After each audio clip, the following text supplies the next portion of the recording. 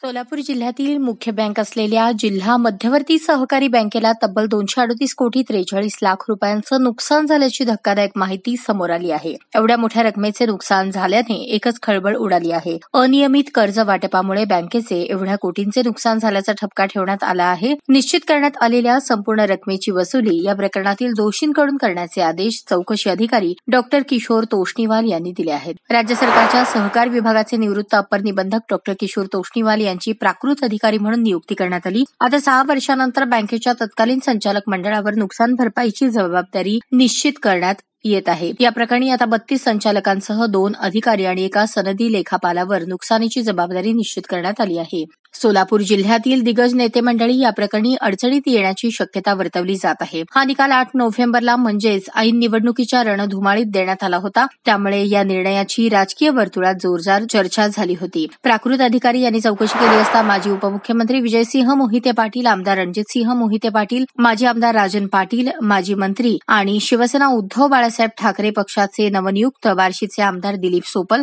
माढा मतदारसंघाचे माजी आमदार बबनदादा शिंदे, करमाळ्याचे माजी आमदार संजय शिंदे यांचा समावेश आहे. सोलापूर जिल्हा बँकेच्या आर्थिक नुकसानीस जबाबदार असलेल्या आणि या प्रकरणात दोषी असलेल्या 32 जणांकडून वसुलीचे आदेश देण्यात आले आहेत. दिलीप माने, सुधाकर परिचारक, अक्कलकोटचे माजी आमदार सिद्धराम पाटील, भाजप आमदार समाधान अवताडे यांचे चुलते बबनराव अवताडे, चंद्रकांत गणपतराव देशमुख यांच्यासह अनेक दिग्गज नेत्यांविरोधात वसुलीचे आदेश काढण्यात आले आहेत. रिझर्व्ह बँकेच्या आदेशानुसार सोलापूर जिल्हा मध्यवर्ती बँकेचे संचालक मंडळ 2018 मध्येच बरखास्त करण्यात आले होते. तेव्हापासून बँकेत प्रशासकाची नियुक्ती करण्यात आली आहे. बँकेचा कारभार प्रशासकाच्या मार्गदर्शनाखाली सुरू आहे. बँकेच्या नुकसानीमागे अनियमित कर्ज वाटप, ठप्प कर्ज वसुली यांसारखी अनेक कारणे असल्याचे चौकशीत समोर आले आहे.